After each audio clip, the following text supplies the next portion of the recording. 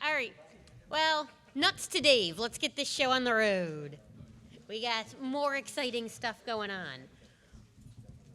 All right. Welcome to Overly Complicated Board Games, an overly complicated panel in two parts. Phase 2, action phase. We just talked, if you were or weren't at the last panel, we talked about the creation of a complicated board game, what goes into it and how to make it so it doesn't blow. Now we're going to talk about playing these games and what happens when the game is great or when the game blows. Once again, this started because me, and I'm wrong, I don't like a complicated board game. I want something I can pick up and play immediately. And when I got to talking with the other mages about it, a lot of people had a lot of feelings.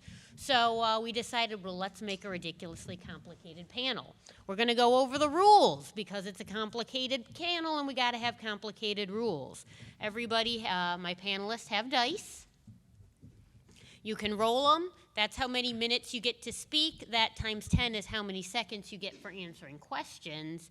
If you need to go over time, you can exchange one of your 3 tokens you have there and get another roll. So you're going to start off and just introduce yourselves and tell us who you are. Do I have to roll for that? Yeah, you got to roll for that. Okay. I guess I have two. 2 minutes. 2 minutes. Go ahead. Okay. I probably won't need 2 minutes. So hi, I'm Amanda Lang. I work for Microsoft. I'm a technical evangelist out of Philadelphia area. I am also a game critic, game blogger, and longtime player of games, mostly tabletop role-playing, also a lot of board games, also a lot of video games. You still got tons of time. I know, I'm efficient. You are. All right. Go for it. He can go I for won't 6 need minutes. 6 minutes.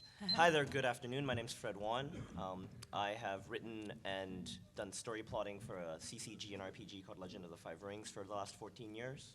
I've also been playing everything for far too long. There you go. All right. Now, since we're down to panelist, I'm going to take over because I'm the moderator and I can do what I want.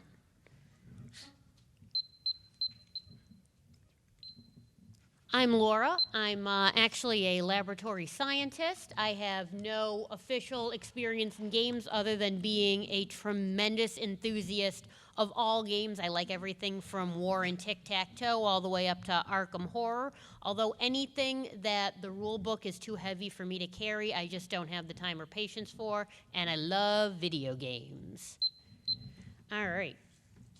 So we talked a lot in the last panel about the creation of rules, and Rim had a whole panel on it earlier. But right now, when we're playing a game, I want to hear what you guys what you guys feel about games that seem to have rules for the sake of rules, and where that comes from in your play experience. All right, lowest number goes first. I'm up. 5. Let's talk Battlestar Galactica. If you've ever seen another game called Coup or Resistance, all of the human interaction that's interesting and meaningful about figuring out who the traitors are in that game, and either of those games, minus all the needless fluff and kibble and extra rules that just distract, is Battlestar Galactica, which incidentally has a much higher price point and no license. So right there, now don't get me wrong, they were released a little bit after, so there is arguably a process of refinement there. But I think BSG is a good example of a game that is fundamentally about playing the players and bluffing and trying to convince people you're not a really good liar is actually detracted from by a bunch of extraneous mechanics that blur the issue. Particularly some of the later expansions in BSG, where you have things like, if someone looks at your loyalty card, you die. It's just, but isn't the point of the game to figure out who's loyal or not? This is just really weird. So I think that's a good example of a game that has added rules that don't add to the game, and they don't add to the experience.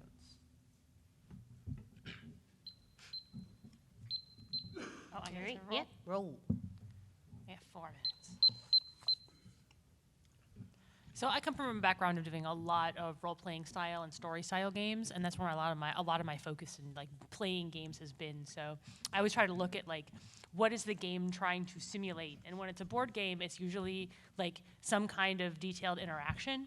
But in a lot of cases, the games that get the most complicated are because they have this overarching story that they want to tell about like, oh, you're trying to take over the galaxy, and you're this particular group of people versus other group of people, and they always want to simulate like greater and greater things, which is this sort of simulationist aspect.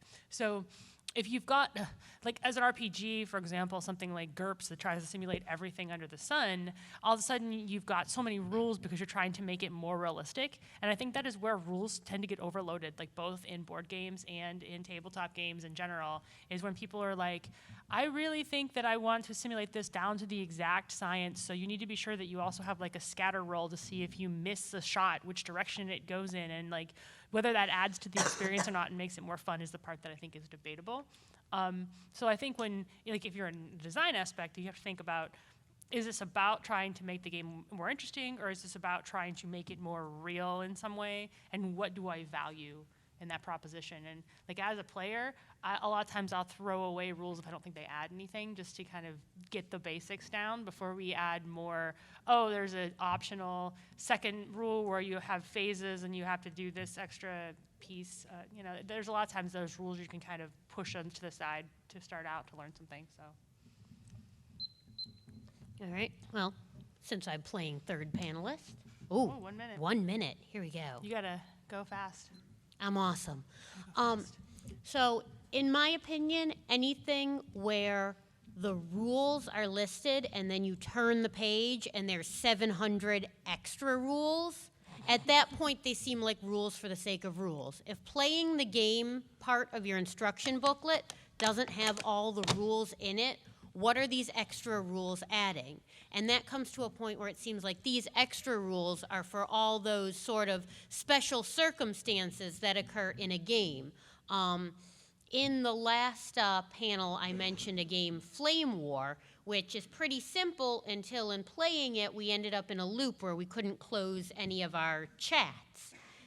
An extra page of extra rules might have broken that, but maybe the first set of rules would have made it a little more simple. Oh, I'm so good. You're done. I'm done. All right, so since I mentioned that, let's take it around. How many times have either of you played a game where you end up stuck in a loop and can't get out, or you're hit a deadlock? And what are your experiences with that? Ooh, I have 6 whole minutes. High guess. roll. Oh, Tie roll roll. off, We tied. low roll. Okay, I go first. You go first. Now roll for how many minutes? 5. All right. So the rolling is like throwing me totally off. Okay. I guess that's the whole point, right? Yeah. Games that have gotten a deadlock. I don't know how much I've gotten into a deadlock in a game, but I've certainly gotten to a point where I was bored enough that I wanted to do something else. I find this happens more often in cooperative games for me, just because eventually you're either going to win or lose this game against the board. However, because a cooperative game, it's like basically everybody versus the board. And in those situations, you kind of know early on whether you're going to be able to pull this off or not. And you can get to a point pretty, like you're, I don't know, 3 phases from actually finishing the darn thing, where it's like, I don't really see a point in continuing to play out our demise, and it's just not entertaining at that point. And I know that there was some of that came up in the last panel, like they talked about the co-op games, and I have a very hard time finding a co-op board game that I like. I've done Arkham Horror. I was doing this like a Star Trek game where everybody's rolling dice and putting dice on things, and I was like, this isn't grabbing me because I don't know when it ends. It just kind of goes on and on until we either all explode and die, which is not really fun, or then there's a point at which it's arbitrarily over, and you're kind of like, well, that wasn't very climactic. So I can't think of a time when I've gotten caught in a game loop, but I can certainly think of times when it felt that way, I guess. What you got? 6. Oh, I'll be quick. big talkers. I've been following RPGs for a long time. There is an RPG that's still going called Rifts. Rifts is it was one of the first RPGs to have the idea of massively cross-genre stuff showing up. So you had psionics, magic, and tech all rolled together. But the When game, I think of overly complicated RPGs, sorry. Yeah.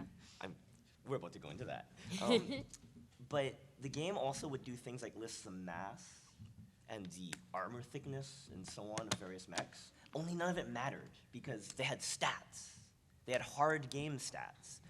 And they would have things like, oh, you can customize things by putting on new weapons and taking them off. No rules, though. So, like, does that mean I just strap a rifle onto the side of my mech and, like, Yeah. right?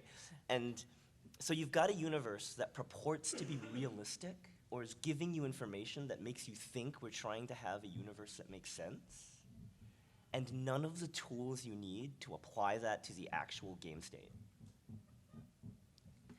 So I would get into arguments with players who are like, well, this is realistic because that's how physics works. And I'm like, I don't know if Rifts cares about real physics. It doesn't, but I was younger. And Can I spend a token and tell a story about this? Come on in. So I was in a D&D game at one point. It was D&D 3.5, and after playing as much D&D 3.5 as I've played, I no longer like D&D 3.5. I played a lot of it, and I'm a 4th edition fan now. No, I don't like 3.5. I'll tell you why. So the GM, good friend of mine, nice guy, great guy, but he had designed a puzzle in the game. I should have rolled before I talked, right? Oh, So I have no, 4 you're minutes. you're Okay. busting in on his time. Am I? Oh, yeah. Okay. all Well, good. I'm making the rules on the fly. I'm like a real GM. I'm sad. Okay, I'm very rude. Oh, so he had designed this puzzle where there was a slab over a pit, and we had to figure out how to move the slab away from the pit, which seemed simple enough. And it turned out that it was a passphrase, like it was stupid. We had to say please, essentially, and it would move aside. But none of us could figure out the passphrase because we just didn't know what he was thinking, and there wasn't enough clues for us to figure it out. So we started the discussion instead of like, how much could this slab weigh, and could we design a system of pulleys? My husband was playing the game, and he said, just out of sarcasm, total sarcasm, could we perhaps design a system of pulleys, which I think is from like DM of the Rings. And he was joking, but immediately somebody busted out a calculator and was like, okay, well, it's marble. So if we calculate this, I was like, oh, no, what? No. It's not so much rules in the game exactly, but that was a part where there was no rule to cover this particular thing. So we're just like, let's just switch to reality and see how we can solve this crazy puzzle. And it turned into this, like, the entire session was spent with a graphing calculator. Go ahead. short rant. You got 2 minutes and 50 seconds. Economic systems in pretty much every game universe ever never work, right? But because of that, as a player, I want to buy into your system. I want to buy into your game. I want to buy into your setting. So if it doesn't work and it's a kludge, don't try to explain it. I call it the midichlorian rule. Either explain it well and make it work, or gloss it over and let us know that you're glossing it over, because that's not what we're supposed to be looking at. And that's true of board games, video games, RPGs, card games. Life. To some extent, right? But like, I've had games, going back to Rifts, where like all races, including the interdimensional invaders, use the same currency and accept each other's money. Right? That was a little odd. Right? And you see that sort of thing all the time. And it's really economic systems in particular that drive me bonkers, because like, if there are mages who can turn lead into gold, why is gold the basis of your economy? All right. Well, I think we're going to save questions for the end, or you want to take one now? No, go ahead. I'm going to roll time for you. You get 60 seconds to ask your question. It's just a quick interlude. You might want to check out the profit factor system from the Dark Heresy rule set for economic system that is heavily abstracted, but still internally consistent and plausible with the mechanics of the game. Or like generic influence points in a variety of systems. Yeah, That's all. right. But those are abstractions, and we know it. And that's cool. All right. Yeah, people who want to comment or question, just shoot up your hand. We're going to be free form with this, since we're We're player focused. player not like the last guys. focused. Yeah. All right, so I do also want to talk a little bit about what is a good game to get your friends who are not a hardcore gamer into a tabletop game. What's a good break-in game? All right, roll to see who goes first. 1. Oh, you go first. Okay. No, roll for how long you get to talk now. Let's roll in. 22 minutes. Okay. As a good medium core game in the board game group, there's a game called Age of Discovery. It's a worker placement game. It's about exploring the new world when you're representing one of the colonial powers. But it's very intuitive. Like, it's very clean. You place your worker in one of different jobs, and then that's the action that happens. And you know you're competing with everyone else, because if they take a spot, you can't. It's very obvious. There's not a lot of hidden stuff. And even though it's actually a pretty, there's a moderate amount to learn, but it's all presented very smoothly and intuitively. You send someone to school to become a captain, they become a captain, right? And it all ties into its theme cleanly, so that if there's a little bit of ambiguity, you can actually think back to the theme to go, oh yeah, that makes sense. So as a good way to transition from not gamer to even like serious games can be fun, Age of Discovery is great. Now, is it something that you can play with no one who has played before? Can 2 people pick up the rule book and just do it? I think so. With the caveat, if no one's done it before, one of them probably needs to be a gamer. Are there any games you can think of while we're in this that you could just pick up the rule book and go? Smash Up. But Smash Up is not a very deep game. Smash Up is just like a game. Love Letter is another game you can just pick up and play. Right? I just say from my experience with Smash Up, you actually need a fair number of people to play Smash Up. Oh, we're not getting to that yet. All right, go Fair ahead. point, though. Oh, okay. Roll for how long? Yeah, 5. 5 minutes. Cool. Good game for transition. So I'm actually, as somebody who, like, I like to go to Origins Board Game Con, for example, and wander around and play stuff that they have there. And I'm always surprised by when you say, like, oh, I like to go play board games. People go, oh, you like Monopoly? Well, first of all, no, not like Monopoly, but have you ever actually played Monopoly, like for real played it, instead of just made up the rules that Yeah. you thought were the real rules of the game that are not actually the rules? Because nobody plays that game right. And it's not the greatest game in the world, but even if you like sit somebody down and are like, have you ever read the rule book? Do you know how to play this? It kind of like makes them go, because most people haven't actually played Monopoly for real. And I'm also shocked by how many people have not played Settlers of Catan, which is a good, like, if you're not a gamer at all, like, you're not a fan of Catan, but it's a simple, like, this is a game a lot of people know that isn't super complicated that you can get into. I usually whip out something like what are the Serlin game, the Flash Duel, where you Flash Duel, you're like, it's like On Guard, but there's a couple extra rules, and you've got this strip in the middle, and you're just quickly flashing to fight each other. I like that game because it's colorful, it's short, it's kind of nerdy, and it's not very complicated at all to learn. So that's sort of that's my actual entry level game. But there's there's a couple of games that people think they know that they don't really know, that are just sort of like, have you ever actually looked at this game to actually see what it is? Which is one way, but usually, when I carry around a game, that's the one I carry around. Is it something that 2 people who've never played the game before could pick up and play? Yeah, absolutely. It's really easy. It's just like you've got a character and they've got a character and they're trying to Street Fighter each other, basically, only with dice. And I'm going to give myself some time. Mentioning Monopoly, I want to hop in on that. Actually, not so much Monopoly, but one of my favorite games is Life. And I grew up on playing old school 80s Life with the little station wagons. At PAX, I picked up with some other people Life, and it was a more modern Life.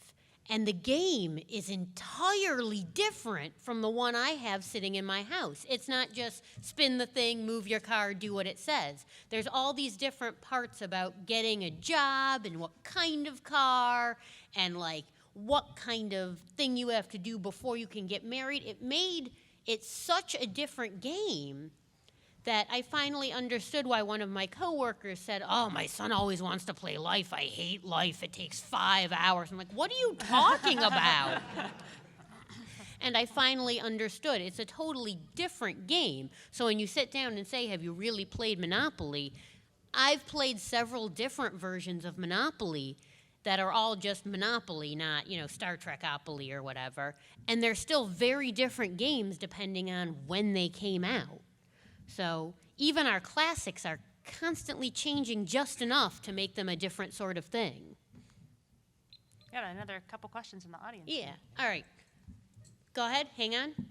When You get 10 seconds to ask. Machikoro as an alternative for starting out people who want to play games like Settlers. Anybody know that? Do you either what of you was know the that? question? Hang on. Magic Code? I haven't played that. I'm going to give you the full 1 minute to explain the game. Machikoro is played vaguely similar to Catan in that you roll dice, and depending on when you fought earlier in the game, you get different amounts of money. Okay. Yeah, One yeah. resource, so it's not as god awful as Catan. And there's no locking people out of different sections of the map, just locking people out of different kinds of dice rolls, basically. That's one I'd like to try. I haven't tried it. Is that one that people who've never played the game could all just pick up and play, or do you need a player? I believe that anyone who has never played a board game could pick up this game and play this game. And it won Game of the Year either last year or the year before. What's it okay. called again? Game conference. Magna Carta? Machikoro. Yeah, that one I don't know. Ooh. I'll look that up next time. Anybody else have some got another hand go suggestions up. of? Oh, right here. Oh, Stratego's awesome. That's a great answer. Yeah, man. Good 5 answer. minutes to explain Stratego. Basically, like a weird mix of like kind of simplified chess and also Guess Who. Yeah. That's That's a right. good way to explain it. Yeah, that's a good answer. My brother and I would spend hours playing that against each other. And you try to psych the other person out by hiding. You have like your guys are backwards and their guys are, you can't see who their guys are fielding and you can't see what their guys are fielding. And you have like spies and bombs and stuff that you can hide on your side of the board. Which, since I just brought it up, also Guess Who. Yeah. Yeah. Right. All right. Anybody else? Some suggestions? Yeah. Have y'all ever played some really hardcore Parcheesi? That's Like 3 or 4 people around, and you start building those blockades. That game can take a while, but it's just, it's a great try and sabotage your neighbor type of game. It just brings out that angst. It's a classic. Yeah, yeah. Then you play another one, and maybe everything turns your way. well, we got 4 minutes to talk about Parcheesi in here, if that's where you're going. No. Well, but go ahead. You still got I time. haven't, but I think there is an important distinction between games that are easy to get into and games that are easy to learn and improve at. Because there's a significant number of games that are very easy to learn, but you can't tell if you're improving or not. Like poker. Poker's Well- super easy to learn, but are you actually good at it? Or are you just good at lying? Are you lucky? You find out as There's a you're. good way of recommending this to Parcheesi. Yeah. But there is a good bit of strategy, too. that Yeah. It seems to be hidden from the basics of the game. And that's kind of what I'm putting my finger on because, at least from more modern game design, I think it is very important that you give guideposts on an ongoing basis so that players get an idea of what they're doing wrong in a relatively timely fashion. Because even a debrief at the end, some of the moves aren't fresh in your mind anymore. So knowing, like XCOM, if I don't have an interceptor in the right place, the UFO is not challenged. This is bad. This is obvious. That sort of thing is useful because people like to know they're progressing. And if they're not, at least they want to know they're not, as opposed to having to guess. And it's most games that don't have a good learning curve are functionally more complex because it's harder to figure out what you need to do to get better. Well, and you need someone who knows what they're doing to be playing with so they can help you. Yeah, and then it becomes a requirement, For the rules. right? Yeah. Oftentimes to get better, you do need someone to explain it to you. But with more tools, it's easier, right? That's all. Well, that's something that came up in phase 1 of this that had, for some reason, never occurred to me. The best way for a game that no one has played to learn is not to read the rule book, but to go on YouTube and find YouTube of people playing the game and explaining it. That's brilliant. I can't believe I never thought of that. All right. Just in terms of a game that's a great game for people getting started if they've never played board games before, I'd say Transamerica, which is in some ways similar to Ticket to Ride. yeah. In ways very, very different Right. from Ticket to Ride. Right. You're all working off the same line to get between two destinations. And for a couple minutes before the end of every game, nobody at the table is friends with anyone. As That's- it should be. Yes. That's one I mentioned in the previous panel is Ticket to Ride for a game that is very, very simple to learn, but like Go, which was also mentioned, can get really complex once it starts playing, but takes 2 seconds to explain. You're trying to make a train from here to here, put down a piece of track. Which is very different from overly complicated. Yes, yeah. that's in fact the exact opposite. But using an example of a generally regarded excellent game I personally love that has become more complex because the feedback mechanisms are too opaque is Firaxis' Civilization game, Oh, yeah. right? Like, unless you are doing independent research online to figure out optimal start paths, it is very hard to figure out why you are on longbows and they are on machine guns. Because the game because the game uses the fog of war. And until you encounter the other civs, you don't know how far along they are. Yeah, anybody else have any? Oh, sorry. Go ahead. And the game doesn't tell you comparatively how well you're doing, even though it's mostly an AI game. Any other? Oh, go ahead. So I'd say, sort of add on that note, it's kind of an obscure, are you talking about the board game, or are you talking about the actual? The computer game. Computer game. I can't speak to, actually, how many questions, how many seconds do I have to say? Oh, you've got 2 minutes. Go crazy.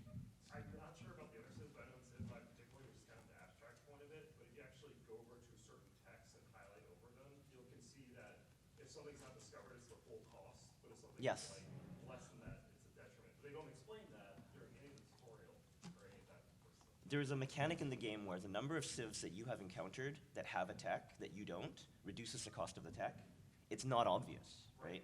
I'm someone who likes like looking up stuff like this, but don't target me because I'm not the majority of the player base. Like, you know, same way, if you go down to the arcade and just look around, I would argue with no quantitative data to back this up. The games where you can tell if someone who is playing is good or not, even though you've never played the game, are more clearly designed. Right? Like, and that's a principle that transfers across specific gaming media. Right? You want there to be depth so that, you know, you can have layered strategies and bluffs and so on. But you want viewers and players to be able to go, oh, that was brilliant. You really want that, right? Like, if any of you are Street Fighter fans, Yeah, Yeah. I was about to ask that because I feel like a lot of more, not just board games, but in some cases board games, but definitely in the video games, there's a new-ish thing where they're designed as spectator sports because of Twitch and because of the e-sports. You know, this is kind of going way far afield, but I believe like Street Fighter V is very designed for being watched, even more so than being played. although the online code, I've heard, Yeah, but I mean, Although, but the principle of it is Yeah. that they have these really spectacular like games that are easy to comprehend from a viewership perspective. Uh-oh. Oh, We'll never know. All right. moving on to the next question. I So, guess.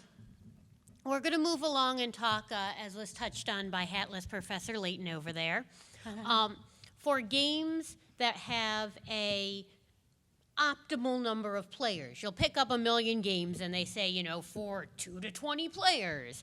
But, you know, there's different rules for 2 players, different rules for 20 players.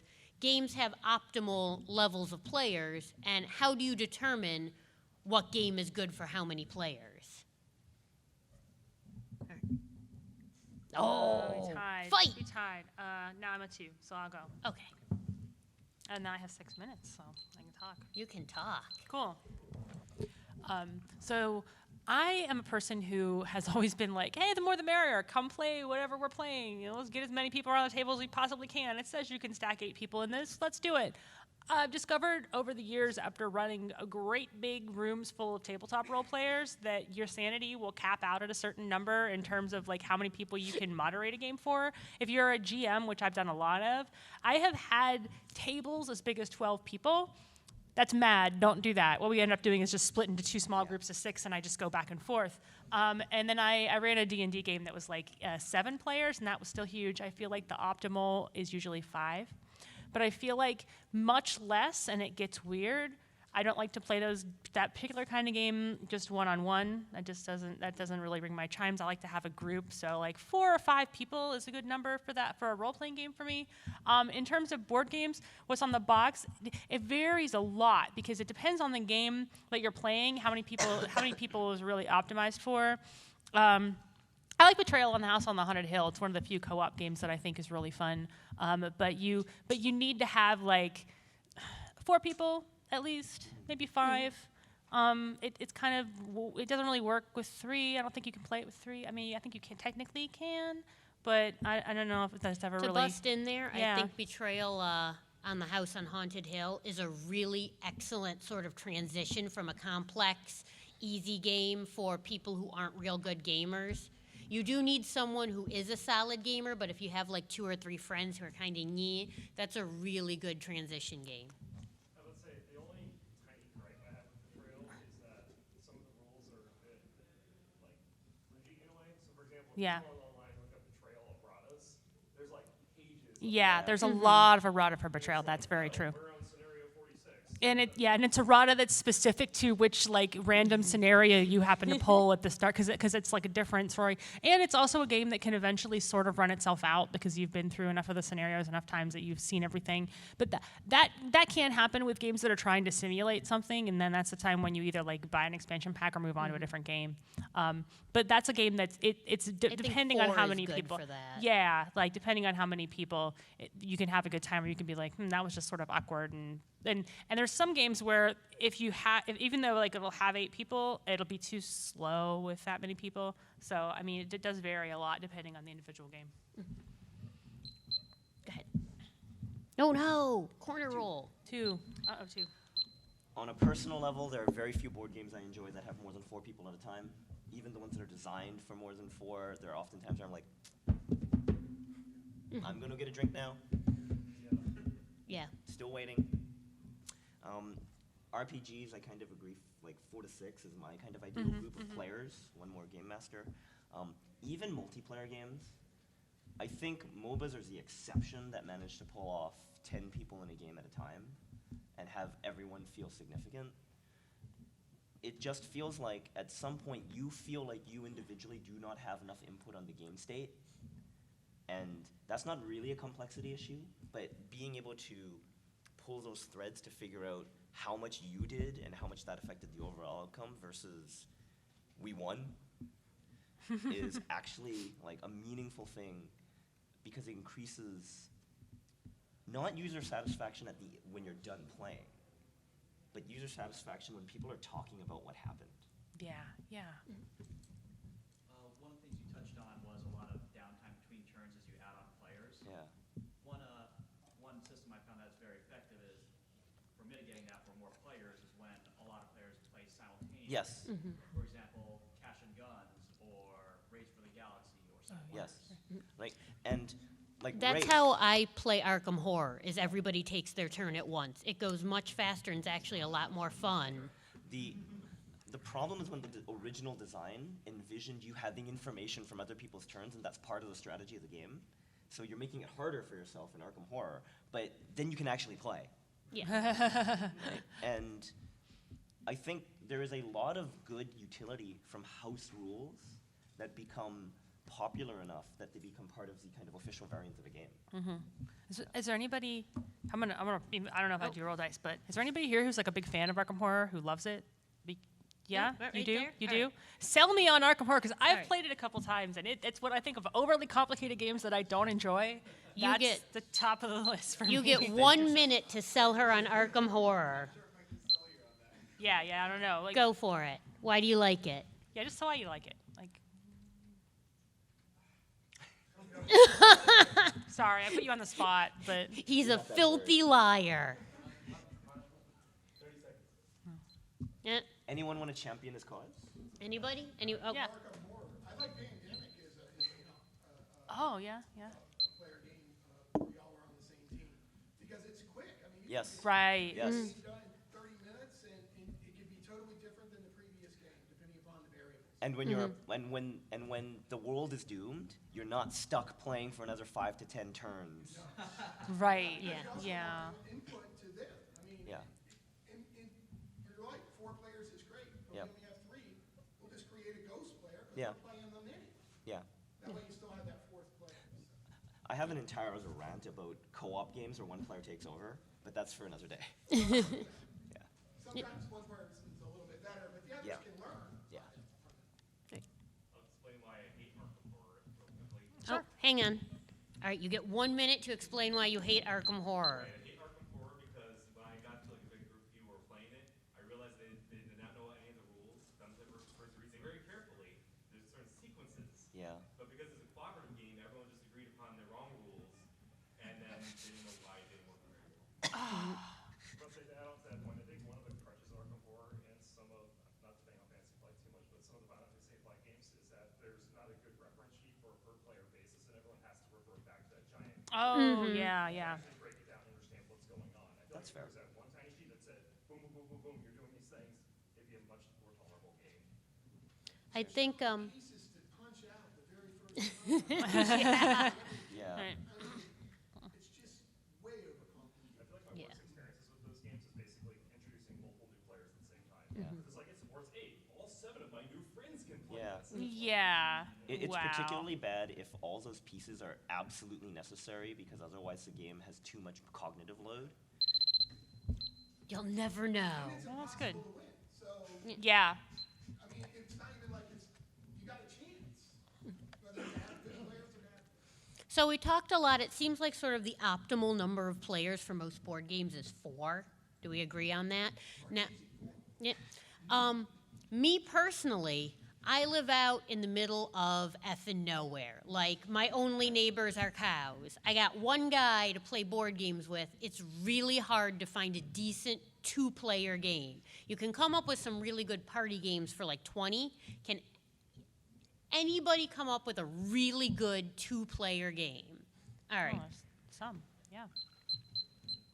go ahead. how much time do I have? You got a minute. Okay, I'm about to say, one I played recently that came out, I believe, early last year was Seven Wonders Duels, which is actually sort of an 7 Wonders of Wolves? No, Seven Wonders Duels. Duels. Yeah.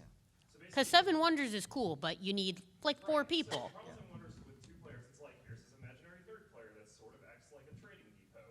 And Seven Wonders Duels is sort of like, here's a pyramid. To build your things, you take a card from that pyramid and you add it into your empire.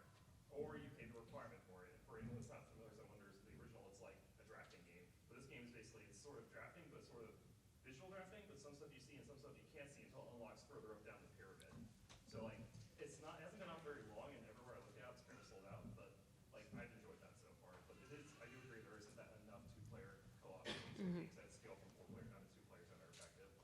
Minus like Jack Bird. There's one in the way in the back. Yeah. Sorry. No, you had 5 seconds. You were beautiful. Way in the back.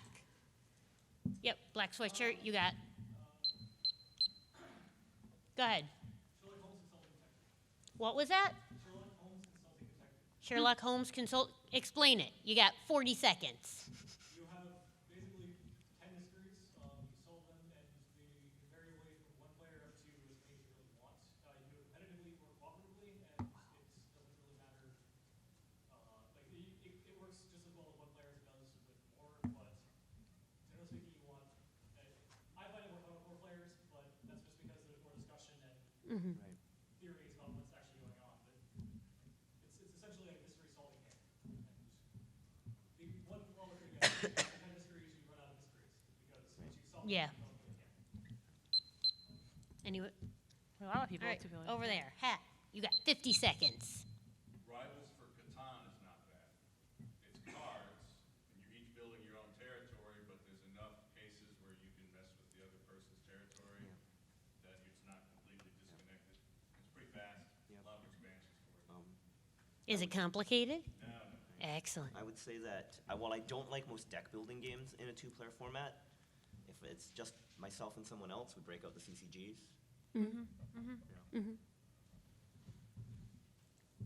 There's one, I just can't remember the name of it off the top of my head. I played it with a few friends a couple weeks back. But it's basically plays these superheroes versus supervillains. Each deck building game. Something along those lines. What was that? There's a lot of superhero games right Yeah. I mean, it's not aligned with like Marvel and DC. now. It's probably Sentinels of the Multiverse then. Sentinels of the Multiverse, yeah. Basically, you have these different heroes that you can choose from to play, and then you get these villains that you go against. So, by default, because the way the game plays, you basically have 3 players, because one is kind of the ghost player, which is the villain who you have to take turns to defeat. There's a couple different ways to play, but it does play decently well with 2 people. So we touched on it a little bit, people talking about when you finish a thing, you get an expansion.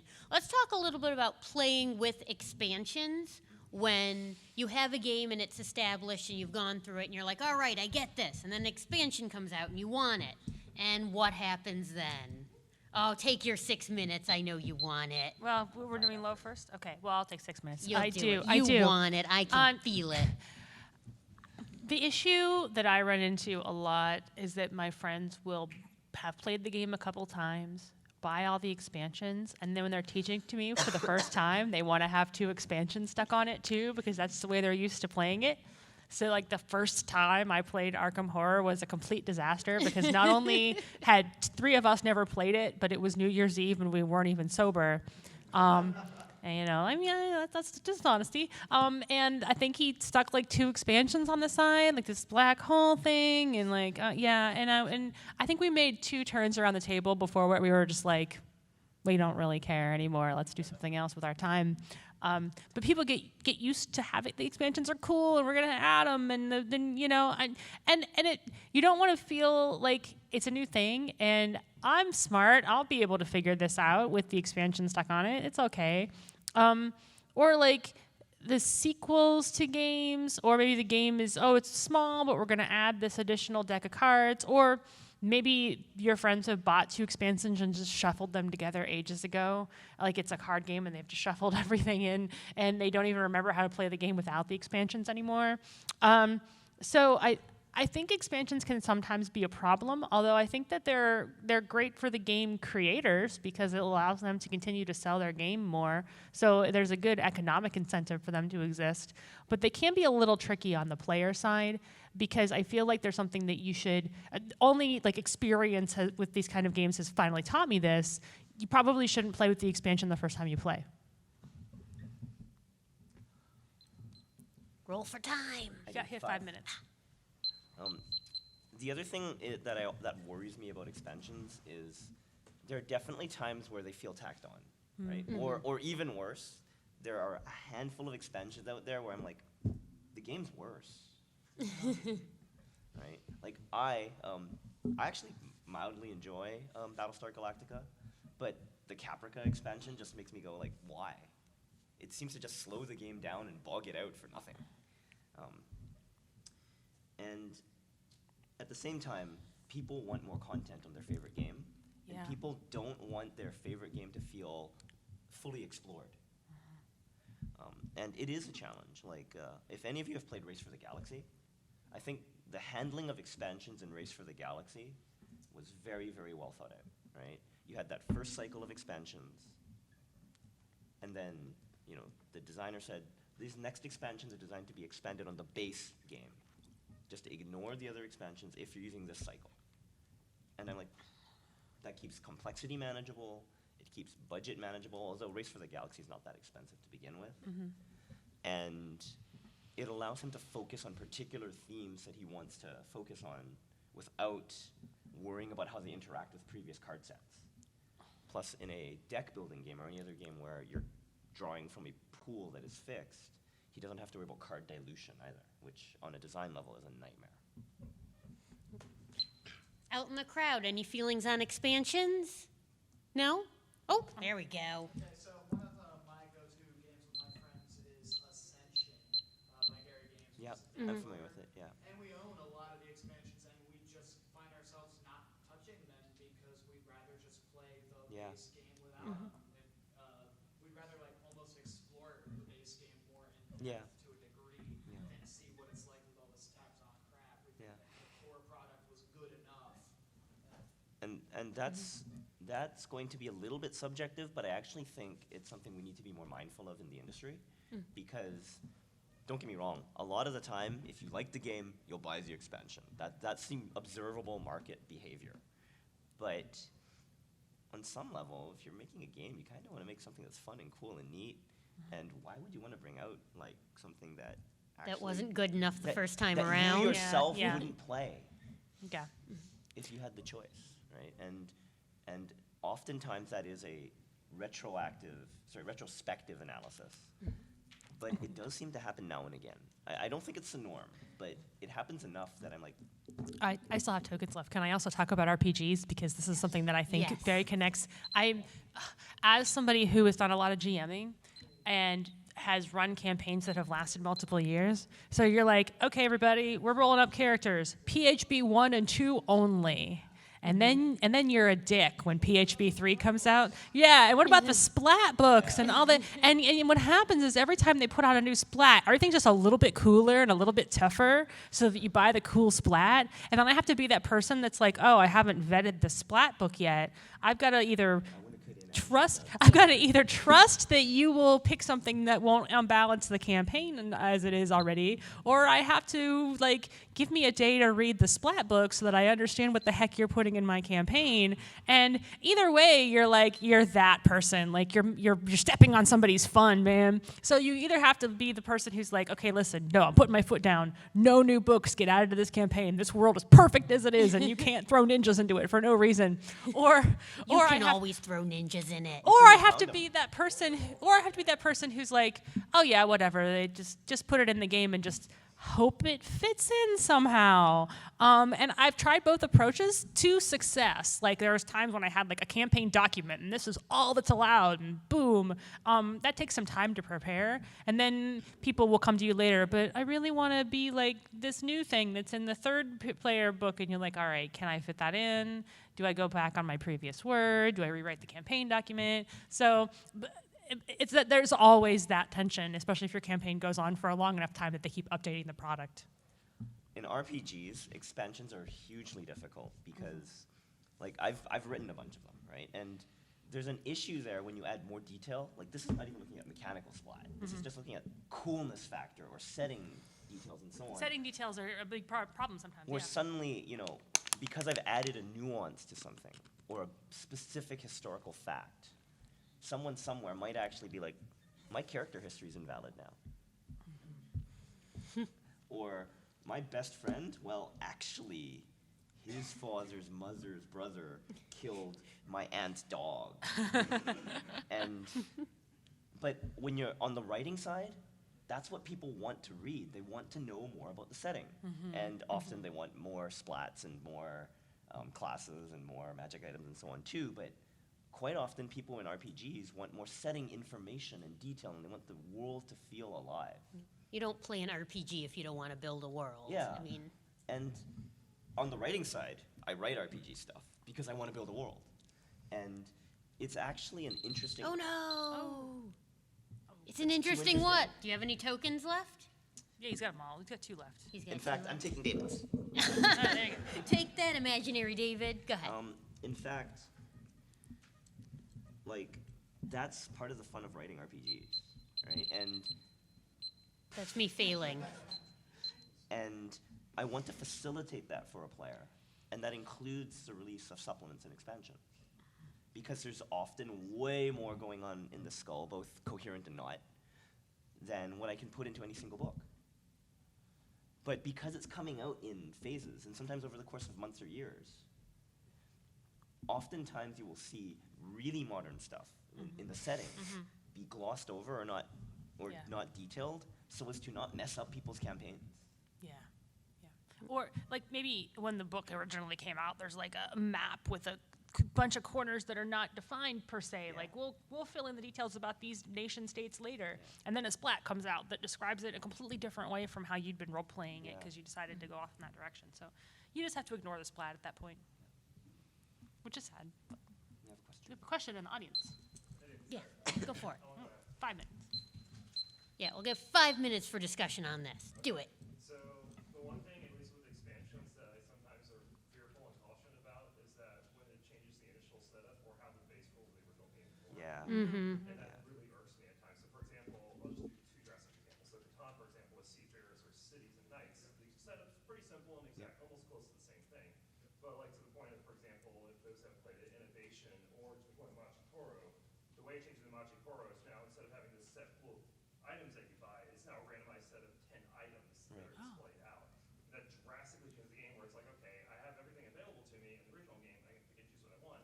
But once I introduce the harbor expansion, it's like, all right, here's a set of 12 things I can buy, and when that exhausts, I now get a new thing completely random drawn on top. Oh, nice. And I don't know, that's just my sort of rant on that. I mean, I forgot what we were talking about initially with the expansion thing, but that's sort of how I feel. No, that's cool. Yeah, no, it's fair. One thing actually that when you were talking about deck building expansions, one of what I think is a really good use of expansion that some friends have done is with Cards Against Humanity. Fall played it. With the expansions, you can pick and choose from your active playing cards the ones that you like best. Like, for example, when I was playing it with a group of people, none of us know what the Ubermensch is. We don't use it, we don't do it. Every time it comes up, we're like, gah?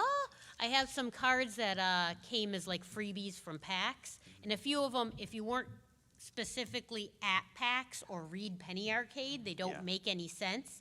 So they can go in and out depending on who I'm playing with. So that's a good way to use expansions to make it sort of relevant to your group. So I actually used to work on a pen and paper myself, Mhm. and we ran into a little bit of an issue regarding, I don't know if I'd call it expansions so much as consecutive content. Mhm. Model we had where it was kind of like a little bit like World of Darkness did back in the day, where it was continuous releases of all meta. And I was actually a big part of like driving behind the world building element of that. Of course, there's a big element of it's the whole depth versus complexity issue, I guess, because you want to be really deep in what you're talking about, but at the same time leaving the world open enough for people to make all of the different things that they want to do in it. I guess I was wondering if you guys had any specific thoughts on how to address that. Go ahead, we still got 2 minutes on this. I think Yeah. my solution has always been to, and this is dangerous, because if you do it wrong, you'll have made it much worse without realizing, We'll realize it, but it'll be too late. is to try and ground anything in internally consistent logic, so that someone who is like, well, how does this world work? Right, that makes sense based on how the answer in the canon is based on what I would logically extrapolate from the rest of what I know about the world. So I'm personally not a huge fan of big swerves or shocking surprises. What a twist! Exactly. Right? I am for things where if you happened to intuit how the pieces fit together, you could get spoilers of what's coming, Yeah. right? But often, if there's consciously missing information, or there's enough there that there's reasonable dispute until I say it. And then they'll go, yeah, that makes sense, that's fair. And in terms of depth versus complexity, having details and facts and so on, such as, blah, blah, blah country is buying more non-perishable foodstuffs 2 books in advance. 2 books down the line, they're at war, right? Not that complicated. It's 1 line of detail. But it leads to a universe that feels it's alive. And so I don't think that trade-off is as linear as people think it is. But where you have to pay a big price is it's a lot more planning in advance. And if your logic doesn't work, you will get caught on it, and people will call you out on it, and they'll be confused, and they'll be annoyed, because then you have added complexity. Well, LO5R was always interesting in that they actually like did story meta stuff based on the victories and the card game tournaments. So that was like one of the coolest things ever. It was a because nightmare for me. yes, I can imagine. I can imagine. I'd love to hear more war stories about that because like I remember being in an LO5R campaign and then hearing about what had happened at the tournament and how that changed the meta of our campaign. Like Flattery is entirely successful. All right, well, we're just about out of time, but before we do, I want to hear from both of you and from out in the crowd. I'm going to give us a whopping, let's see, we're at here, so I'm going to go all the way to 8 minutes before I think we'll piss anybody off about what the best and the worst complex board games are. Let's start with you guys.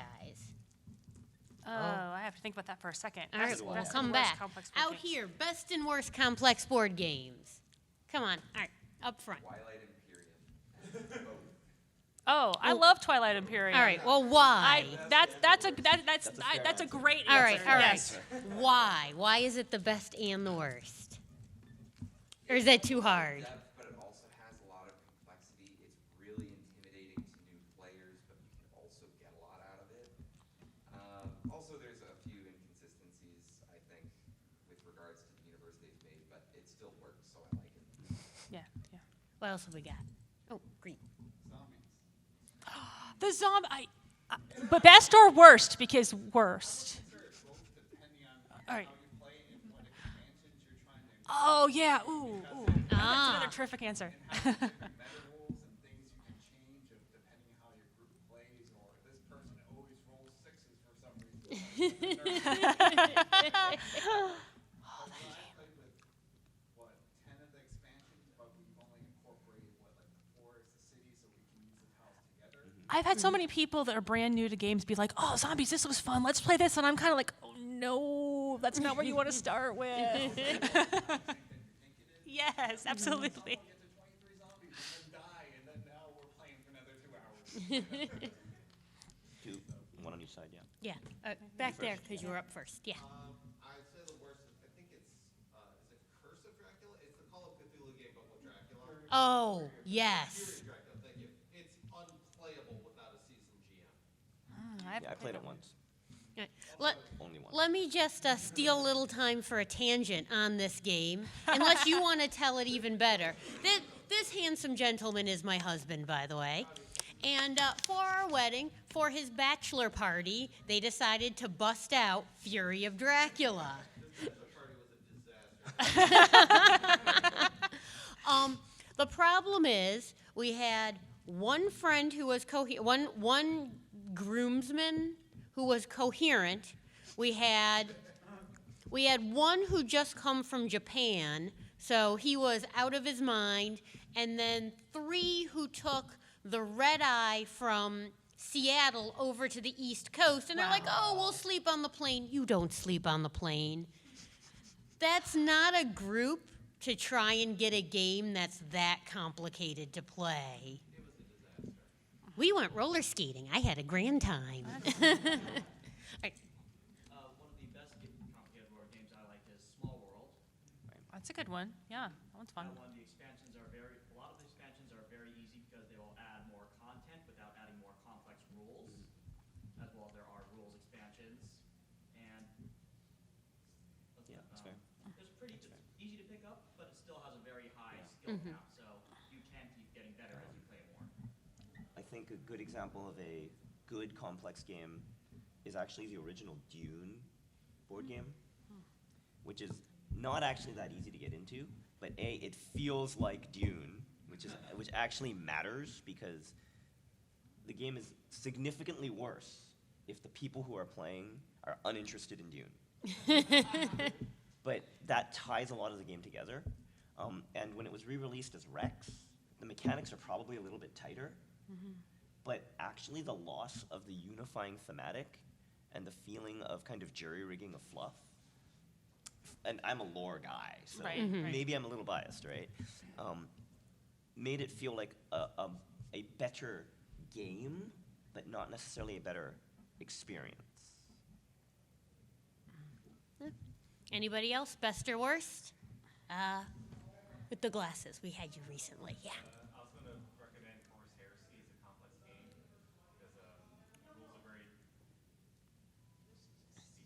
Yep. boring, and it takes a long time to learn it. But like once you understand those rules, the game becomes really a lot of fun. Again, though, I think that game suffers a lot if you're not a 40K fan. Yeah. Well, I've introduced a lot of people to Dungeons and Dragons via the Dungeons and Dragons board games that have come out with like 4th edition. So like, those are really good. Let's Yeah, those talk are really about good. Castle Ravenloft. Yeah, Castle 'Cause Ravenloft that is a is good an one. excellent game that's a little bit complex, but is easy enough that you don't need someone who's played before to play. Yeah, that's one I'd And recommend. something that we never really touched on in this is it's got great figurines Mm-hmm. and good pieces. That's something that you don't have to have, but really is an add value to a game. There's a game I picked up. It's actually really fun, not complex, called Walk the Dog. Anyone else played this? I picked it up because it's got adorable doggy tokens. I think it's supposed to be for like 3 to 5-year-olds. But if you get some serious adults sitting down and playing, it actually has a really high level of strategy. Walk the dog, the rules, there's like 3 rules. And it's got adorable doggy pieces. And I think nice tokens are something that's not necessary, but really has an add value for things. Way in the Yeah, back? way in the back. Lord of the Rings board game is actually kind of like a re-release it, really reduce the kind of like components and like the quality of them, and actually Interesting. affect the experience of being on it. Interesting. To some extent. Is that the co-op game? Yes, the co-op Lord of the Rings. Okay. Excellent. The original had like had like a nice actual like tower. Mm-hmm. Guy. They got rid of all that in the re-release. It didn't really. It definitely felt like it was lacking for the same price. All right. Well, Okay. we got a few more minutes. Anybody else favorite or least favorite? Right in the front. So going back to number of players really changed the game. Eclipse, if you've heard of it. I want to try it. It's 4 to 5 players. Probably one of the best in my opinion. 6 players or more, you'll be waiting like 30 minutes towards the end. of the next turn. Yeah. All right. Right behind him? Yeah, Proto-Men shirt. The Order of the Stick board game, which is, once again, D&D style dungeon crawl, is actually got some decent mechanics, interesting take on the various backstab, but still cooperative methods that you can get in a lot of games. It just takes so long, even with a group that's learned how to play it and tried it before. I've actually never seen one get to the actual correct end, even with 10 hours blocked out for it. It was still super Wow. When you're competing with Twilight Imperium for length, you are. Yeah. Ooh, yeah. I've seen more Twilight Imperium games than I have. All right, right there. Yeah. I think for like, I don't know, I sort of put it into 2 categories, like experienced board gamers for complexity and first time board gamers who get for complexity. I think Twilight Imperium, as the gentleman said earlier, takes the cake for sure. But in terms of like introducing people to new board games for complexity, I think Flux is really fun. Yeah. Flux is a one I always bring to family Yeah. gatherings, and Now the new rules. yeah. These Yeah. are 5 new rules, and you're like, what?